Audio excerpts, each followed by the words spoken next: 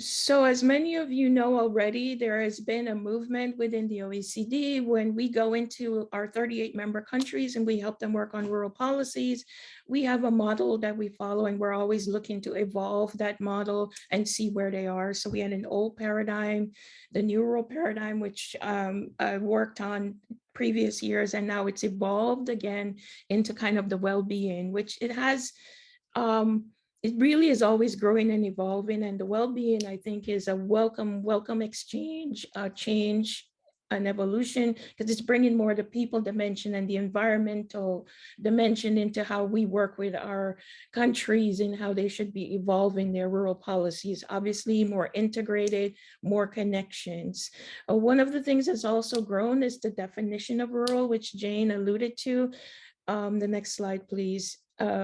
Rural is evolving, and the OECD's take on rural has evolved into 3 different typologies, because we think that those connections with urban are very important, and what those should look like and how we should be tailoring our policies with regard to the different types of rural that we see is just as important. And so we don't have like a one policy that fits all. The rural policies and the dimensions that we're working with for our policies reflect what we see on the ground.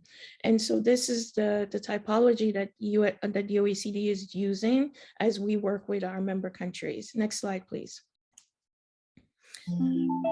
This reflects, the OECD did something that I think is very important. We went back at our 40 years of looking at what we've learned from working in rural, and we've kind of, I've summed it up in 2 slides, but it really just co-signs a bit what you know, that it's really important to keep their places of opportunity. Economic diversification is there. There is productivity and growth is happening, and there are ways to bring rural into the economy. This was a part of changing the dialogue from needs to what rural brings to the conversation. And so we wanted to help communities think about that. We don't talk about needs, we talk about what rural brings to the table. They're an equal partner and they should be reinforced, and you should work with them equally because of that. Next slide, please.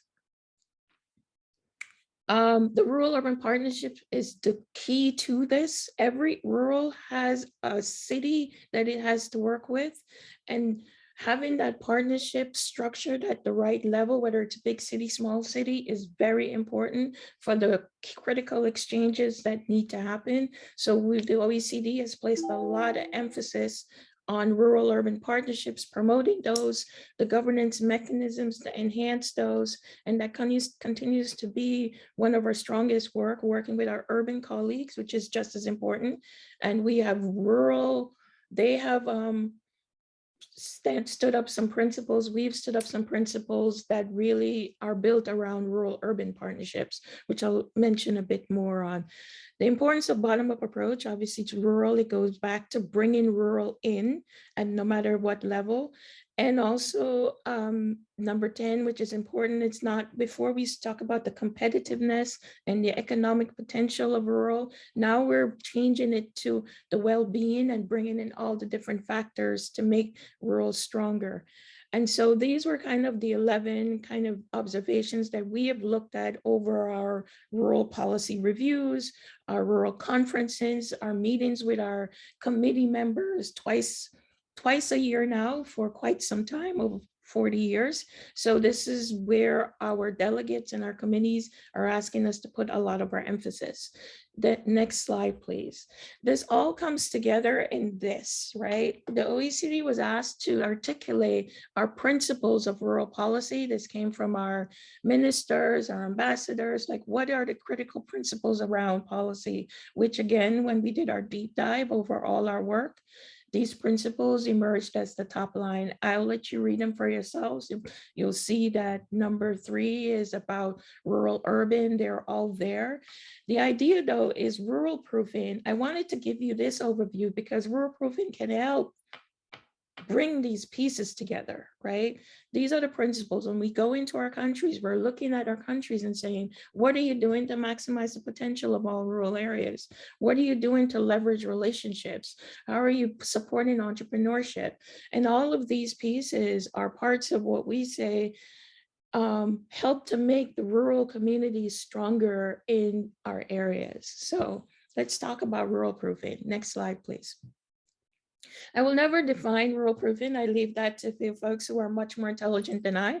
Instead, I went back actually to New Zealand because I thought they voiced something that I thought was interesting in how they think about rural proofing. And it's, they talk about designing and taking into account and unique factors. Here, I'll stop here and I'll say something because this is important for the context because I'll refer to it. When I returned to work for the government, the United States government, I was tasked 3 years in to work on the overdose addiction issue in the United States, because we received word that more people were dying from drug overdose in rural communities than urban. So finally, rural was doing something more than urban, but it was not good news. This is important because the work in the United States government on overdose addiction and drug addiction is done by 2 agencies, the Department of Health and Human Services and the Department of Justice, nothing rural. So we were asked to come to the table and help on the rural issues because they realized they know drug addiction, they don't know rural. As the Department of Agriculture, we know rural, we don't know drug addiction. So here was this interesting moment where, and I got the lucky flag of going into this meeting to go, what are we doing? Long story short, we were all moved to the White House because in order to do that issue, we needed more agencies at the table. And I said, to work on rural drug addiction, I actually do need the Department of Infrastructure. I need the Department of Labor. I need a lot more agencies than I see here. And in the end, we ended up with 17, and I ran the first White House task force on rural because I dealt with it as an economic development issue and not why are people self-medicating because they don't have jobs, they don't have houses.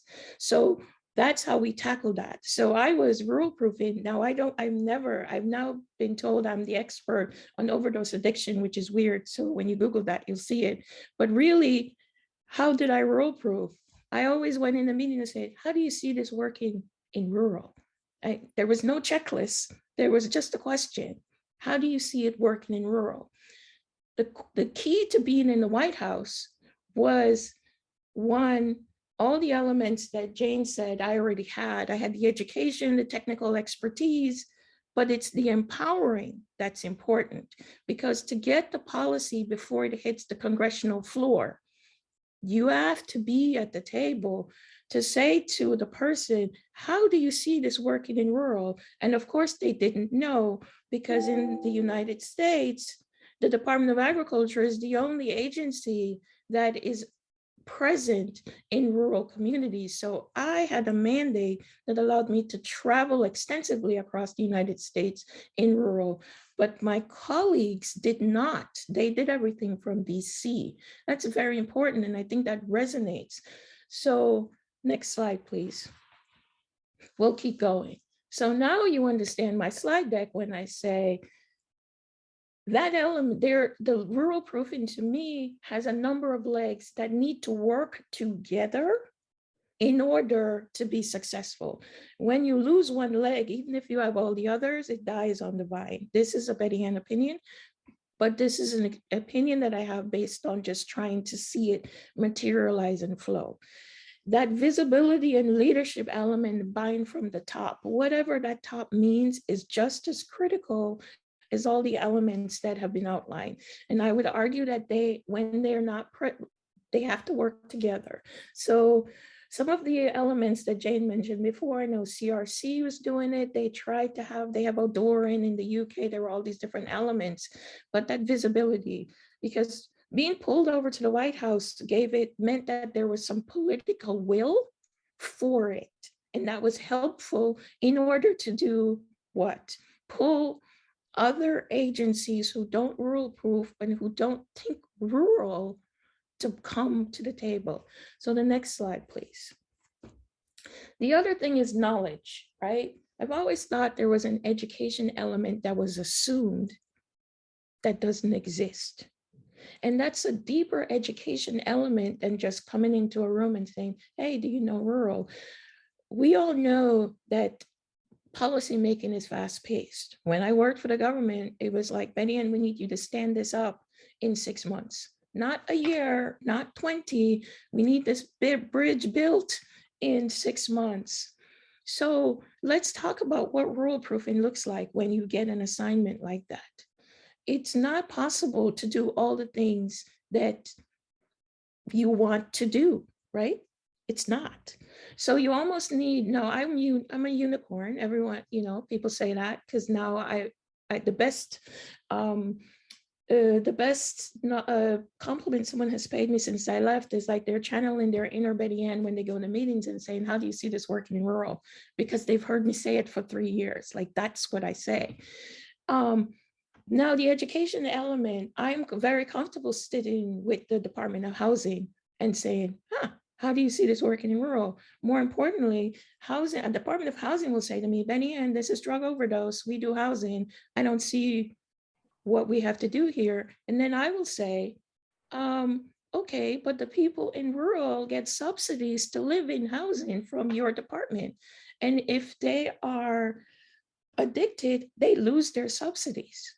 So they can't live in the house. So we still need you to be thinking about, how do you see this working in rural, right? Which means you need to think about your housing subsidy policies in the rural community when the person is addicted. And that's just one example having to do with health. There are plenty, labor, and so on.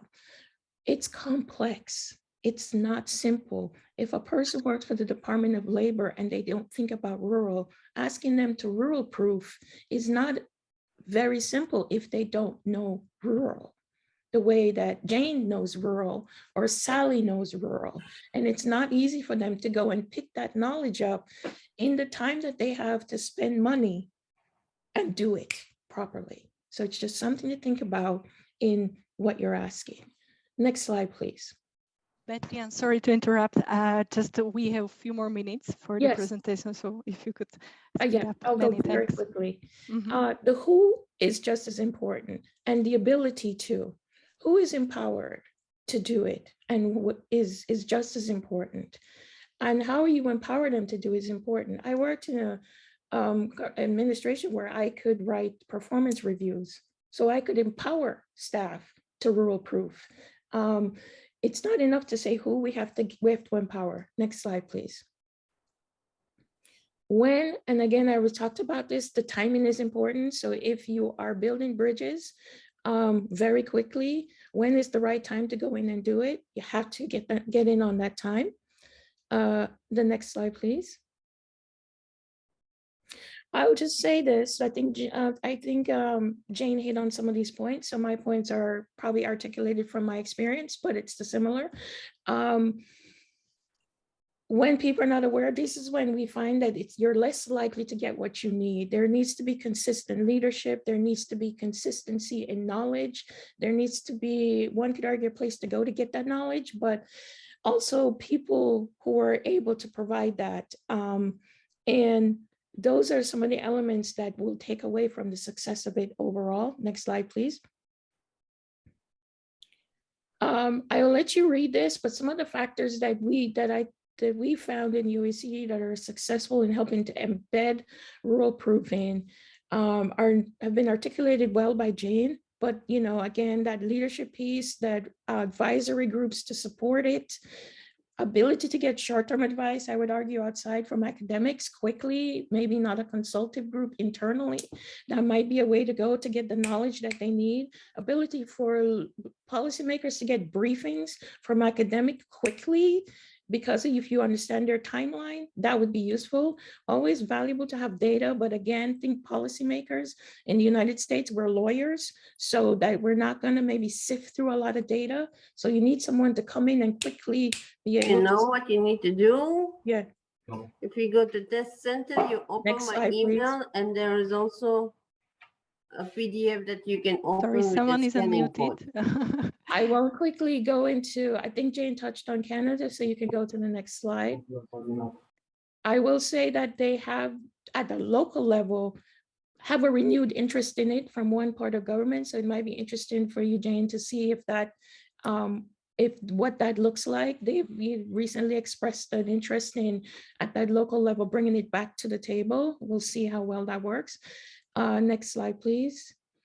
And I leave you with this because this is what New Zealand has articulated as their proofing process. I think it's interesting, and everyone is different, but I liked it because of its simplicity, because I think but we'll see. Again, the monitoring and all the different things that Jane have said makes everything challenging. The last thing I'll leave you with, which is my final slide, I'm sure of it, is, next slide, please, is something that I wanted to leave with you, and I invite you all to reach out. One of the things that I have to work on this year actually is looking at where rural proofing is going. And the request actually came from the WHO, so it was interesting because they're thinking about what they need to do to help rural proof health, but they wanted to collaborate with us. And so what I'm doing actually is, through this year, having intimate workshops with 3 different groups, which I think Enrique's slide did very well for me. By the way, I might just steal that. Folks who, academics and experts separately, countries that are engaged formally, and countries that are not engaged from the OECD. So they're doing it, but they're not calling it rural proofing. So this is more of a qualitative piece that we're doing for the WHO. We'll leave them to do the data. And then we're also going to co-host, many of you may know that Ireland is hosting the next OECD conference in September. And so we're going to have a 2-hour meeting there just on rural proofing with WHO.